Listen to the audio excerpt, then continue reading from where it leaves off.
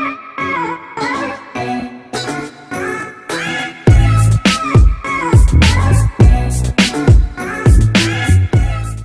पढ़ेंगे आज AP part 2। यहाँ बोर्ड पे हम एपी के कुछ इंपॉर्टेंट टॉपिक लिखे हैं जो इस चैप्टर में हमको पढ़ने हैं और इन्हीं से क्वेश्चन आता है। 10th वालों के लिए सबसे इम्पोर्टेंट होता है sum of n terms of AP. पहले हम देख लेते हैं क्या क्या हमको इसमें पढ़ना है। पहला पढ़ना है एन टर्म फ्रॉम बिगिनिंग, जो हम पहले लेक्चर में थोड़ा बहुत बता चुके थे, आज उस पर क्वेश्चन करेंगे।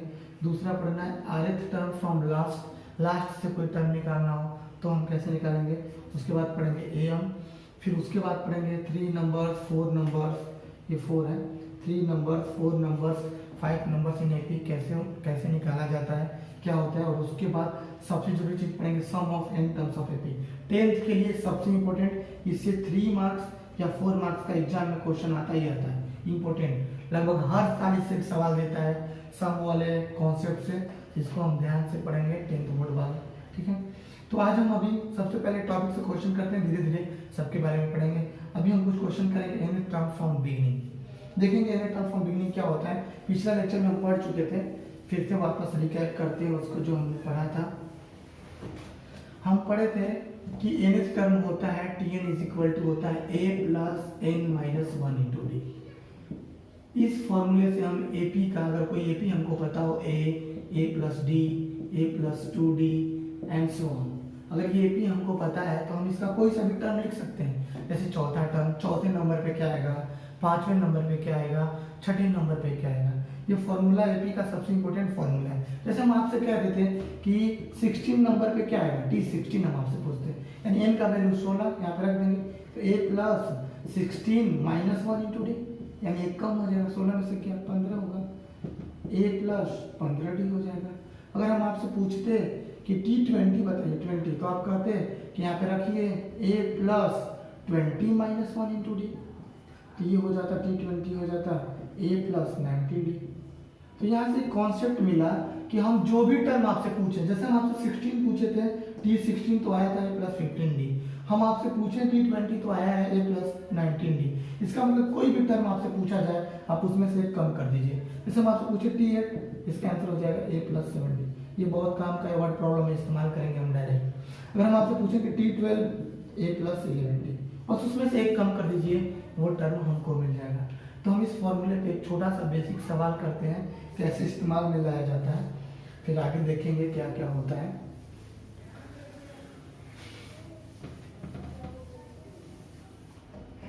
क्वेश्चन है find the 12th term of the AP, 12th term of the AP 5, 9, 13, 17 and so on। ये कोई एपी हमको दिया हुआ है और उसका 12th टर्म पूछा है, तो हम 12th टर्म कैसे निकालेंगे। तो लिखेंगे सॉल्यूशन में we have AP 5, 9, 13, 17। एपी में सबसे इंपॉर्टेंट चीज होता है ए और डी, फर्स्ट टर्म और कॉमन डिफरेंस। अगर आपको फर्स्ट टर्म पता है, कॉमन डिफरेंस पता है, तो आप एपी के बारे में कुछ भी कर सकते हैं। तो हम यहाँ पे देखेंगे ए बराबर क्या है, फर्स्ट टर्म 5 है, और डी का फॉर्मूला होता है T2 माइनस T1 या फिर T3 माइनस T2। अगले टर्म में से पिछला टर्म को घटाने से हमको डी मिलता है। तो अगर 9 में से 5 घटाएंगे 2 4, और 13 में से 9 घटाएंगे तो भी 4, तो यहाँ पे डी आ जाएगा 4। अब हमसे क्या पूछा है, हमसे पूछा है 12th टर्म, T12 हमसे पूछा है कि क्या होगा। तो हम अभी बताए हैं कि एपी का एनएच टर्म का फॉर्मूला होता है a plus N minus 1 into D. अब हमसे 12th टर्म पूछा है, इनकी जगह 12th रख देंगे, तो T12 हो जाएगा a plus 12 minus 1 into D, यानी T12 हो जाएगा a प्लस 11d। a का वैल्यू और d का वैल्यू रख देंगे, यहाँ पे पुट कर देंगे, तो ये हो जाएगा T12 is equal to a की जगह पे क्या है 5 है प्लस 11 और d की जगह पे है 4। T12 आ जाएगा 11 4 जा 44 में 5 जोड़ देंगे 14 है, इसका 12th टर्म हो जाएगा 14 है। कोई भी एपी दिया हो तो उसका हम कोई सा भी टर्म बता सकते हैं कि 10वां टर्म क्या होगा, चौथा टर्म क्या होगा, 5वां टर्म क्या होगा, ऐसे हमसे सवाल पूछेगा तो हम कर सकते हैं। एक छोटा सा और सवाल, कभी कभी nth टर्म डायरेक्ट दे देता है और हमसे पूछ देता है कि 18th टर्म बताओ और कॉमन डिफरेंस बताओ। ये एक अलग टाइप का क्वेश्चन है, कभी कभी आ जाता है एग्जाम में। जैसे सवाल है कि if nth term of an AP, if nth term of an AP is, if nth term of an AP is 6, 9, 12, 15 and so on, then find, if nth term of an AP is इस तरह लिखो 6n minus 2, then find its 15th term and common difference।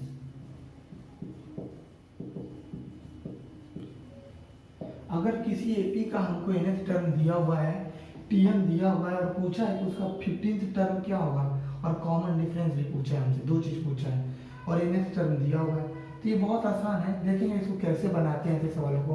Solution we have, हमें दिया गया है, क्या दिया गया है, nth टर्म, यानी ये tn दिया हुआ है, tn दिया है 6n minus 2।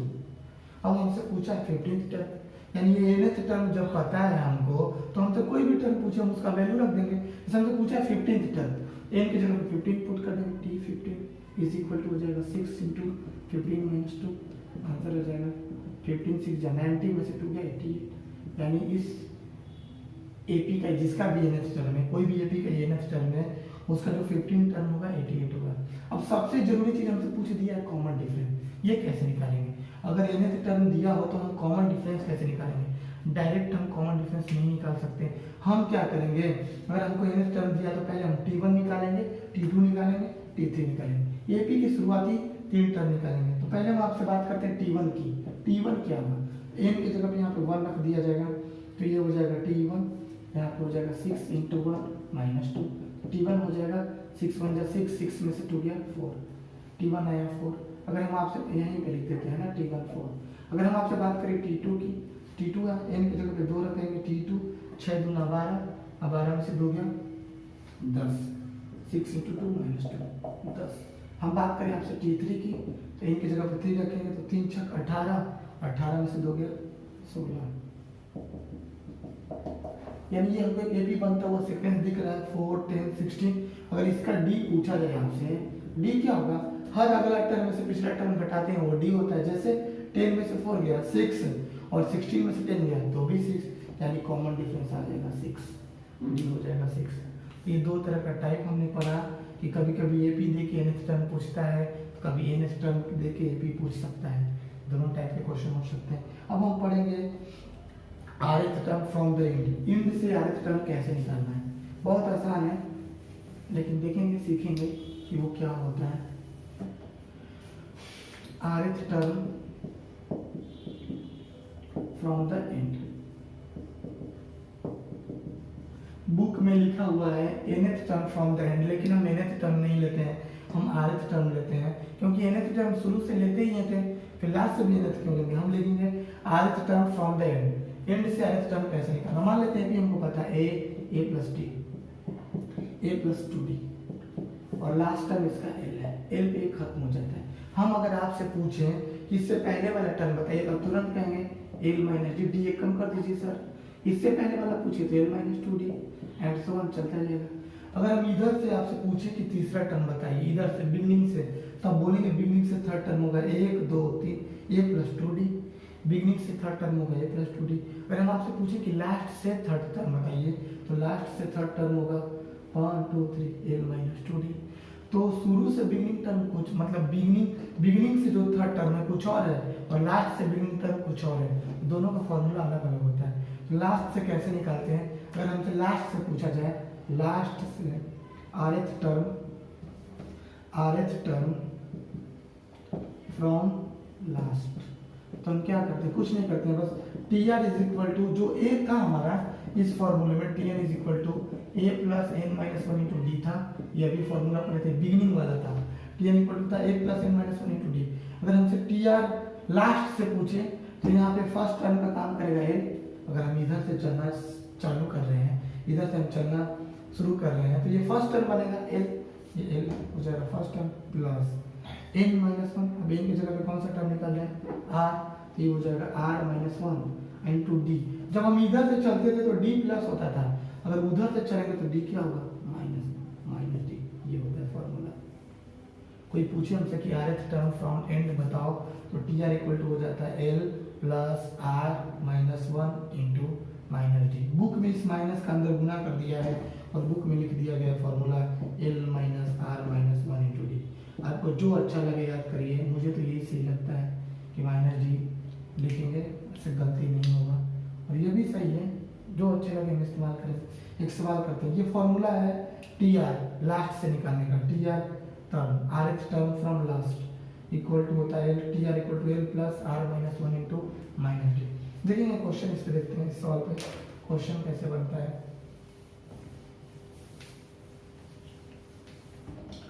Find the, question है find the sixth term from the last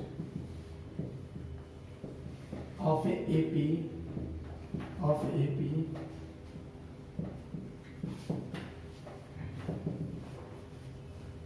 पूछा है कि लास्ट से छठवां टर्म क्या आएगा। ये एपी जो दिया हुआ है वो लास्ट से उसका छठा टर्म क्या आएगा, लास्ट से पूछा है, बिगिनिंग से नहीं। तो सॉल्यूशन में सबसे पहले हम क्या लिखेंगे,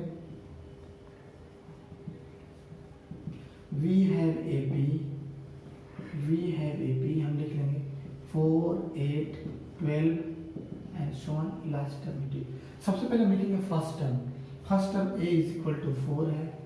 कॉमन डिफरेंस d कैसे निकालते हैं, तो आगे वाले टर्म में से पीछे वाले टर्म को घटा देते हैं। 8 में से 4 गया 4, 12 में से 8 गया 4, d है 4। उसके बाद हमको लास्ट टर्म पता है 88। अब हमसे पूछा है कि लास्ट से कौन सा टर्म बताना है, आरएथ टर्म, सिक्स टर्म, यानी आर की जगह पे क्या बन जाएगा 6, आर की जगह पे 6। अगर हमसे पूछा कि लास्ट से आर एच टर्म बताना, तो अभी फॉर्मूला बताते हैं, T R is equal to होता है L plus R minus into minus D. रख देंगे एल की जगह पे 88 प्लस आर की जगह पे 6 माइनस 1 इंटू डी की जगह पे क्या था 4 था, यहाँ पे हो जाएगा -4। तो T R is equal to हो जाएगा 88 और 6 में से 1 गया 5 का गुना -4 में करेंगे तो -20। टी आर आ जाएगा कितना आएगा 68 आएगा, ये आंसर हो जाएगा। यानी कि इधर से चला जाएगा तो छठे नंबर पे आएगा 68। तो ये बेसिक सवाल था कि nth term from the and कैसे निकलेगा, rth term from the last कैसे निकलेगा। कुछ सवाल और बेसिक हम करते हैं एपी से रिलेटेड, फिर आगे बढ़ेंगे ये हम देखेंगे। एक दो सवाल अच्छे करते हैं एपी के। कभी कभी क्वेश्चन पूछ देता है कि which term of the AP is first negative term. सवाल है, इंपॉर्टेंट है, आता है कभी कभी 10th के पॉइंट ऑफ व्यू से। एक क्वेश्चन है कि which term of the AP, which term of the AP, which term of the AP, which term of the AP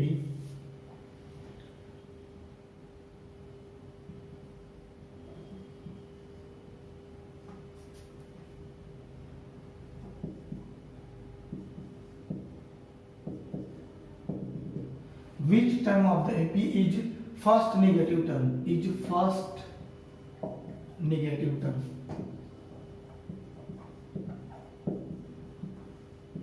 question पूछा है, बहुत ही अच्छा सवाल है ये, बहुत ही अच्छा।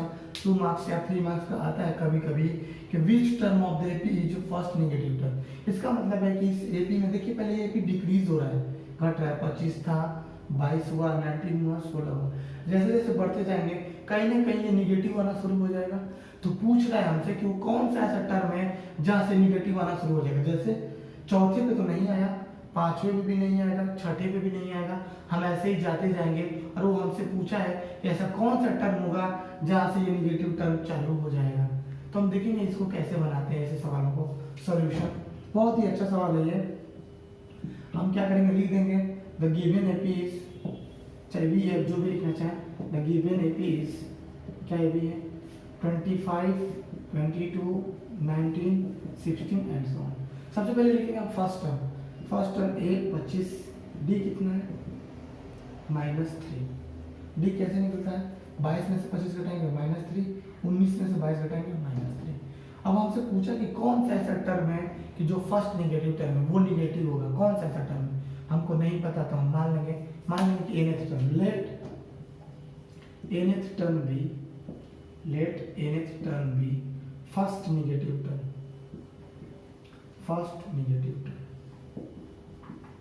हम मान लेंगे let nth term be first negative term. तो हम क्या करेंगे कि Tn शुड बी 0, अगर नेगेटिव टर्म है let nth term be first negative term, इसका मतलब जो nth टर्म होगा Tn उसको 0 से छोटा होना चाहिए, Tn should be less than 0। ये बात ध्यान से समझें, अगर ये नेगेटिव है तो 0 से जरूर छोटा होगा। और Tn का फॉर्मूला हम लोग जानते हैं, Tn का फॉर्मूला होता है a plus n minus 1 into D should be less than 0। अब वैल्यू पुट करेंगे a की जगह पे 25, फिर प्लस n माइनस 1 और d की जगह पे -3, ये लेस देन 0। फिर 25 मल्टीप्लाई करेंगे -3 का अंदर, तो ये हो जाएगा -3n plus 3 is less than 0। 25 में 3 जुड़ जाएगा, 3n उधर जाएगा, 25 में 3 जुड़ जाएगा तो ये हो जाएगा 28, डी हो जाएगा 3n। को n का वैल्यू चाहिए तो 3 को नीचे ला देंगे, 28/3 इज ग्रेटर देन n। इसको काटेंगे तो 9 पॉइंट समथिंग आएगा, 9.3 इज ग्रेटर देन। इसका मतलब है, इस कॉन्सेप्ट को ध्यान से देखिए, n का वैल्यू 9 से बड़ा होना चाहिए। 9.3 का मतलब 9th टर्म से बड़ा होना चाहिए। तो 9th टर्म से बड़ा क्या होता है तुरंत, 9th के बाद कौन सा टर्म आता है 10, तो n का वैल्यू हो जाएगा 10।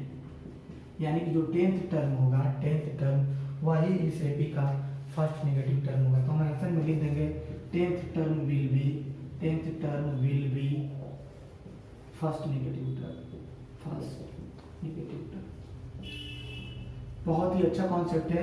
किसी भी एपी का फर्स्ट नेगेटिव टर्म क्या होगा तो हमको नहीं पता है, तो हम उसको मान लेंगे कि nth टर्म होगा नेगेटिव, फिर Tn इज लेस देन 0, फिर वैल्यू पुट कर देंगे। और n कभी भी फ्रैक्शन नहीं आता है, जो नंबर ऑफ टर्म होता है वो कभी भी फ्रैक्शन नहीं हो सकता और कभी भी नेगेटिव नहीं हो सकता, जब भी होगा वो पॉजिटिव इंटीजर होगा।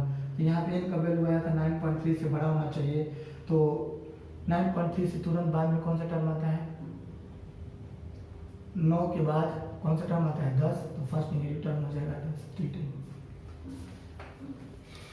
अब हम nth टर्म से रिलेटेड कुछ इंपॉर्टेंट क्वेश्चन करेंगे, एक दो क्वेश्चन जो इंपॉर्टेंट है 10th के पॉइंट ऑफ व्यू से और 11th के भी पॉइंट ऑफ व्यू से, जो बार बार आ सकते हैं एग्जाम में। 3 मार्क्स के पढ़ेंगे, एक दो सवाल देखेंगे। सारे सवाल तो हम ऑनलाइन नहीं करा सकते हैं, पर कोशिश करेंगे जो इंपॉर्टेंट है उसको टच कर दें। जैसे सबसे पॉपुलर सवाल है, बार बार आता है क्वेश्चन, कि क्वेश्चन है, हम लिख दे रहे हैं बोर्ड पे, इफ nth term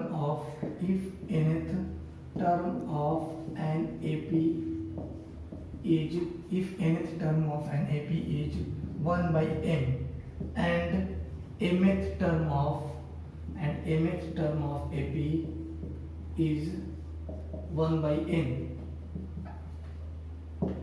ध्यान से समझिए, सुने क्वेश्चन को। If nth term of an AP is 1 by m and mth term of AP is 1 by m, then find its m plus nth term। बहुत ही पॉपुलर क्वेश्चन है ये और इम्पोर्टेंट भी है, 10th के पॉइंट ऑफ व्यू से important है। कैसे बनाएंगे तो ध्यान से देखिए, इस एपी में कहीं भी आपको ना ही एपी दिया हुआ है, ना ही फर्स्ट टर्म दिया हुआ है और ना ही कॉमन डिफरेंस दिया हुआ है। तो हम बता चुके हैं कि एपी की दिल धड़कन जान दो ही चीज होती है, वो होता है फर्स्ट टर्म और कॉमन डिफरेंस। अगर हमको फर्स्ट टर्म पता है और कॉमन डिफरेंस पता है तो हम एपी इजीली बना सकते हैं। बट यहाँ पे ना ही फर्स्ट टर्म पता है और ना ही कॉमन डिफरेंस पता है। हमको ये पता है कि nth टर्म 1 by m है और mth टर्म क्या है 1 by n है, और एपी का हमसे m plus nth टर्म पूछा है। तो जब कभी भी ऐसा सवाल है, कभी भी जिसमें फर्स्ट टर्म ना हो, कॉमन डिफरेंस नहीं हो, तो हमारा पहला स्टेप होगा हम फर्स्ट टर्म को मान लेंगे और कॉमन डिफरेंस को मान लेंगे। ठीक है, वैसे भी हम लोग मैथ वाले हैं तो फर्स्ट टर्म को मान लेंगे इजीली, सॉल्यूशन में लिखेंगे। सबसे जरूरी चीज एपी का, जहां कहीं भी फर्स्ट टर्म और कॉमन डिफरेंस ना दे, हम वहां पे फर्स्ट टर्म और कॉमन डिफरेंस हमेशा मानेंगे। तो यहाँ पे लिख देंगे let first term be a और common difference be d, common difference be d. First term a माना गया है और कॉमन डिफरेंस को डी माना गया है। ठीक है, अब हम चलेंगे अकॉर्डिंग टू क्वेश्चन जैसा कहेगा। जैसे केस फर्स्ट में है, अकॉर्डिंग टू क्वेश्चन क्या बोल रहा है कि किसी एपी का nth term, if nth term of an AP is 1/n, nth term को हम किससे रिप्रेजेंट करते हैं? tn से। tn दिया हुआ है 1/n। कह रहा है कि किसी एपी का जो nth टर्म है वो क्या है? 1/n है। और अगर हम nth टर्म का फॉर्मूला लगा दें तो फॉर्मूला हो जाएगा a plus n minus 1 into T is equal to 1/n। Equation number 1। फिर से समझ लें, बोला है कि किसी एपी का nth टर्म क्या है?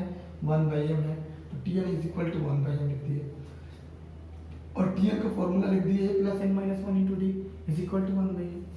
अब हमसे बोला है केस 2 में, case 2 according to question case 2 में बोल रहा है कि mth term of AP tm, जो mth टर्म ऑफ एपी है, mth टर्म का मतलब tm, mth term of AP 1/n है, tm is equal to 1/n है।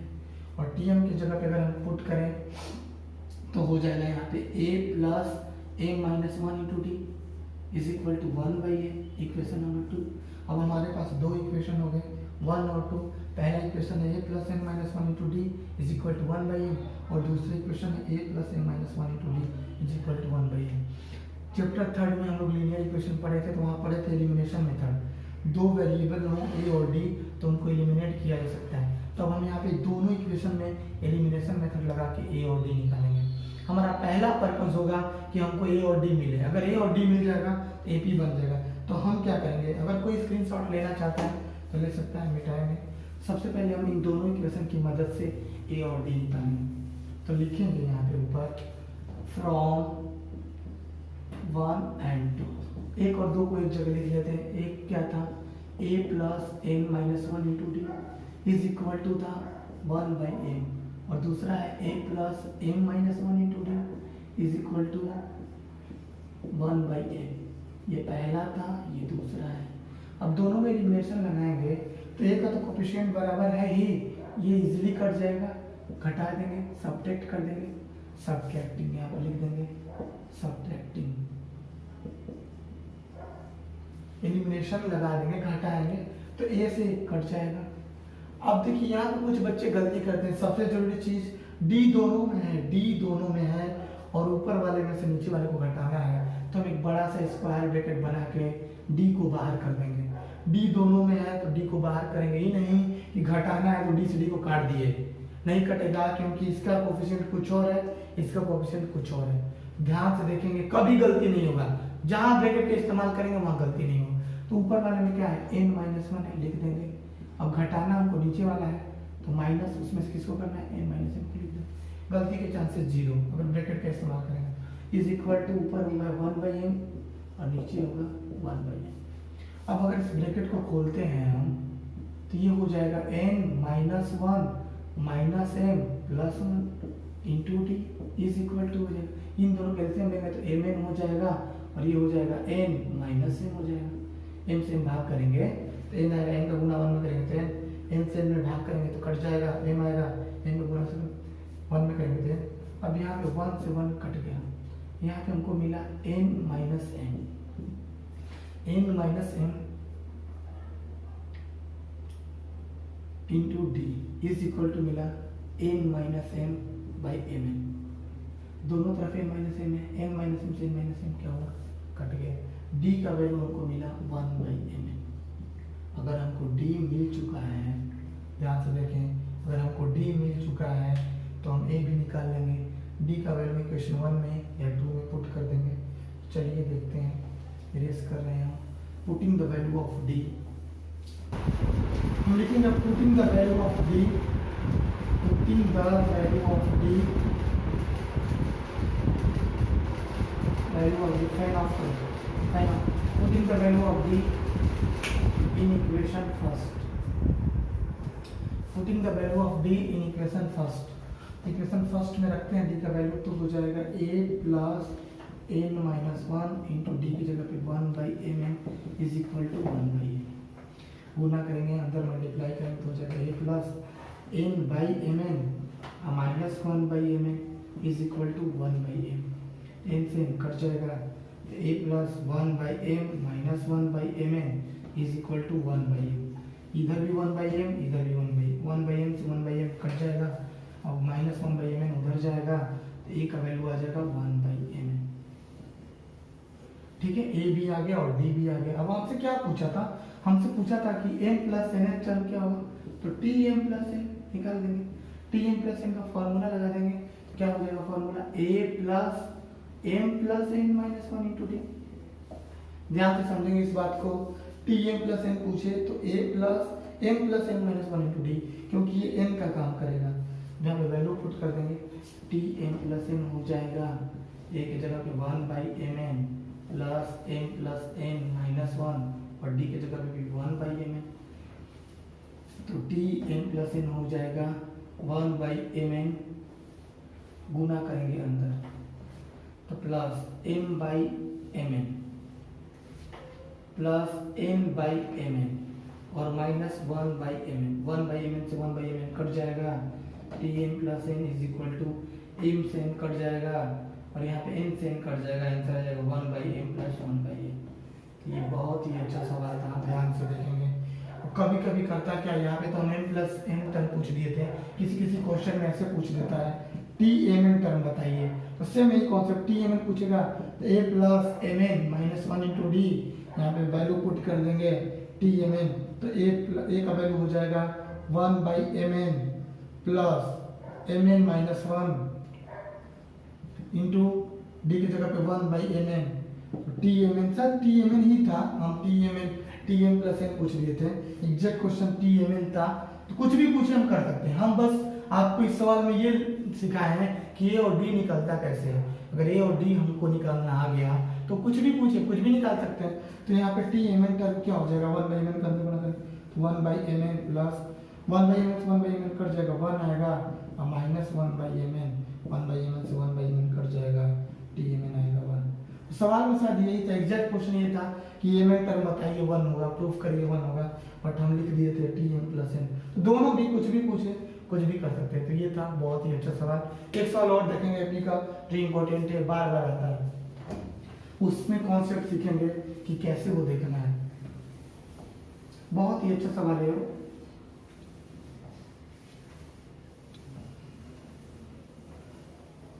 उस कॉन्सेप्ट को पढ़ने से पहले चीज समझ लेते हैं कि अगर कोई एपी दिया हो जैसे a plus D, a plus 2d and so on और l, जो tn का फॉर्मूला होता है ना, tn का a plus n minus 1 into D, ये बताता है कि कौन सा टर्म निकाल रहे हैं। और अगर हमसे इस एपी में पूछ दे कि कितने नंबर ऑफ टर्म है, तो l इज इक्वल टू, ये फॉर्मूला लगाया जा सकता है, l equal to a plus n minus 1 into D.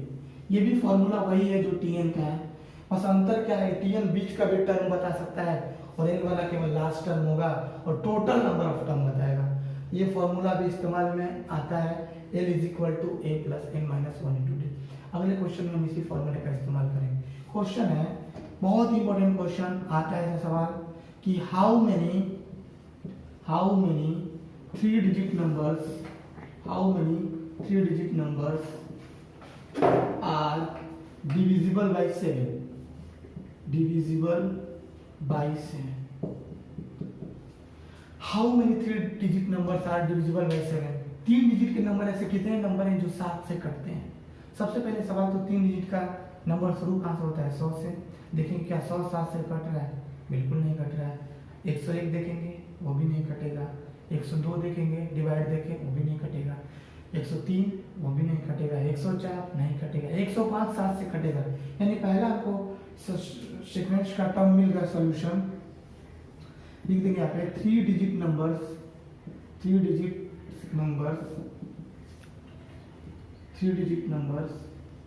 which are divisible by 7 are क्या है। सवाल फिर से समझ लें कि 3 डिजिट के ऐसे कितने नंबर होंगे जो 7 से कटेंगे। कितने 3 डिजिट के ऐसे कितने नंबर हैं जिनमें 7 से डिवाइड किया जाए तो वो कट जाएंगे, हमको नहीं पता। गिनेंगे तो बहुत ज़्यादा नंबर आएंगे ना, गिनने के लिए दिन भर गिनते रह जाएंगे, नहीं बता पाएंगे। और अगर आप एपी पढ़े हैं तो आप तुरंत बता देंगे एपी के इस्तेमाल से।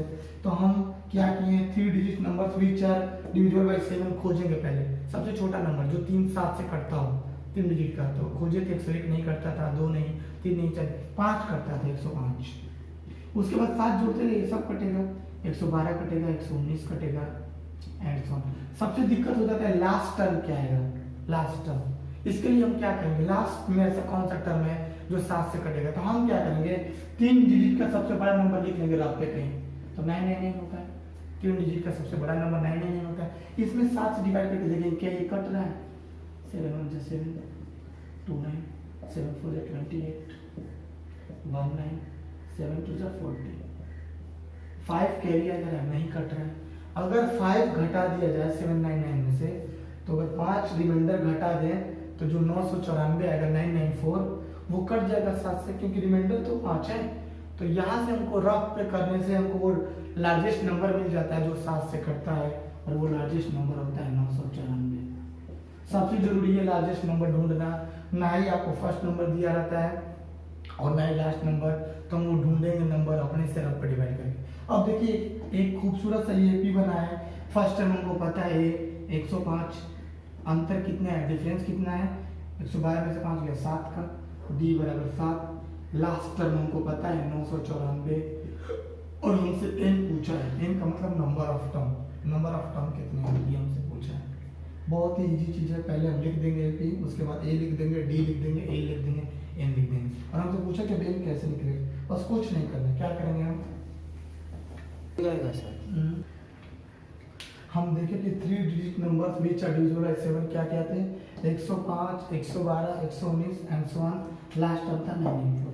फर्स्ट टर्म लिख लिए थे a बराबर 105, d बराबर 7 और l है 994, और हमको नंबर ऑफ टर्म पूछा है कि इसमें टोटल कितने नंबर ऑफ टर्म है, कितने ऐसे नंबर है जो 7 से कट रहे हैं। बस कुछ नहीं, बेसिक फार्मूला भी बताते हैं, l is equal to a plus n minus 1 into D लगा देंगे। l की जगह पे रख देंगे 994 इज इक्वल टू a की जगह पे 105 प्लस n निकालना है, छोड़ देंगे, d हमको पता है 7। पहले कुछ लोग 7 का अंदर मल्टीप्लाई कर देते हैं, हम लोग 7 का अंदर मल्टीप्लाई नहीं करेंगे। जब भी ऐसा कॉन्सेप्ट है लास्ट टर्म दिया हो, इस वाले नंबर का मल्टीप्लाई अंदर नहीं करेंगे, हमारा टाइम बचेगा। 105 को पहले इधर घटा देंगे, 994 minus 105 is equal to n minus 1 into 7। तो ये कितना आ जाएगा, अगर 994 में से ये घटा दिया जाए तो आ जाएगा 889 इज इक्वल टू, देख लें 105 994 में से 105 घटाएंगे तो कितना आएगा, तो आएगा, हाँ ठीक है 889 ही आएगा, n माइनस 1 इंटू 7 को नीचे लाएंगे तो ये हो जाएगा 889 by 7 is equal to n minus 1। अब 7 से अगर इसको काटते हैं तो ये कट जाएगा, 7 1 जा 7, 1 8 बचा, 7 2 जा 14, 4 बचा, 4 9 7 7 17, 1 2 7 is equal to n minus 1 को इधर भेजेंगे तो ये हो जाएगा 128। यानी टोटल 3 डिजिट के ऐसे नंबर 128 होंगे जो 7 से कटेंगे। ठीक है, तो कोई भी ऐसा सवाल हो तो हम कर सकते हैं। होमवर्क असाइनमेंट आप लोगों के लिए, हाउ मेनी नंबर्स लिख दे रहे हैं हम, हाउ मेनी क्वेश्चन लिख दे रहे हैं हम, how many 3 digit numbers are divisible by 6। आप असाइनमेंट करेंगे कि 3 डिजिट के ऐसे कितने नंबर हैं जो 6 से कटेंगे। सेम कॉन्सेप्ट यही करना है, पहले 3 डिजिट का सबसे छोटा नंबर को ढूंढना है जो 6 से कटे, उसके बाद बड़ा नंबर ढूंढना है, ये भी बताना है, फॉर्मूले का इस्तेमाल करना है, आंसर पाना है। ठीक है, तो ऐसे सवाल एपी में आते हैं, ये बहुत ही इंपॉर्टेंट है। अब अगला टॉपिक पढ़ेंगे छोटा सा, कभी कभी एग्जाम में आता है 10th के बोर्ड में एम, वैसे तो आता नहीं है अक्सर, लेकिन कभी कभी पूछ देता है। तो कुछ नहीं, एम है क्या, एम का फुल फॉर्म होता है एम मतलब एरिथमेटिक मीन, एरिथमेटिक मीन। ये क्लास 9 में स्टैटिक्स में मीन पढ़े थे ना, सेम वही है। एरिथमेटिक मीन क्या है, अगर 3 number, if 3 numbers A, M, B are in AP, अगर 3 नंबर एपी में हो, कौन कौन, A M B R in AP, then तो क्या होता है, देखते हैं देन तो क्या होता है। तो एपी का कंडीशन पढ़े हम कि T2 minus T1 is equal to होना चाहिए T3 माइनस T2, तो हम करेंगे m minus a is equal to b minus m, T2 minus T1 is equal to T3 minus T2, m इधर आएगा, a उधर जाएगा, ये हो जाएगा m plus m is equal to a plus b, और m में m जोड़ेंगे तो क्या हो जाएगा 2m is equal to a plus b, m equal to आ जाएगा a प्लस बी बटा 2। यही फॉर्मूला है m का। कोई भी दो नंबर दिया हो, दो नंबर a और b, और उनका m पूछे, कोई भी दो नंबर और उनका m पूछे, तो m का फॉर्मूला हो जाएगा a प्लस बी बाई 2।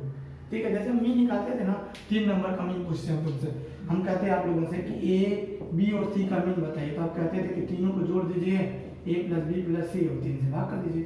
इसी तरह हम अगर 2 नंबर का मीन पूछें तो क्या होगा, m इसको m से लिखेंगे a प्लस बी बाई 2, यही बस छोटा सा। तो m का फार्मूला होता है a प्लस बी बाई 2, जिसको हम m से रिप्रेजेंट करते हैं, या am भी लिख सकते हैं, m equal to a plus b by 2। एक छोटा सा सवाल देखते हैं, इसमें 2 सवाल देखेंगे, एक हम बनाएंगे एक आप, दोनों हम ही बना देंगे। एक नंबर में आता है, कभी कभी पूछता है, क्वेश्चन है find the am of the following number. पहला है 13 एंड 19, और दूसरा है a minus b and a plus b. दो पेयर दिया हुआ है, पहला और दूसरा, पहला का भी m पूछा और दूसरा का भी m पूछा। हम पहला का बना दे रहे हैं सॉल्यूशन। 2 नंबर दिया है, एक को a मान लीजिए, a बराबर 13 और b बराबर 19। m पूछा है, तो m का फॉर्मूला हम अभी पढ़ा है, a प्लस बी बाई 2, दोनों को जोड़ दीजिए, 13 प्लस 19 बाई 2 कर दीजिए, तो आ गया m, 13 में 19 जोड़ेंगे 32 बाई 2 16। इसी तरह अगर दूसरा का बनाना हो am, तो अब यहाँ पे 2 नंबर ये और ये हैं, तो दोनों को जोड़ेंगे, a minus b plus a plus b by 2 कर देंगे, तो यहाँ पे होगा क्या, माइनस बी से प्लस बी कट जाएगा, और am इज इक्वल टू आ जाएगा, a में जोड़ेंगे तो 2a बाई 2, 2 से 2 कट जाएगा, am इक्वल टू 2। ठीक है, तो एपी में आज क्लास हम लोग यहीं तक खत्म करते हैं, फिर आगे वीडियो बनाएंगे तो उसमें सम ऑफ एंड टर्म देखेंगे।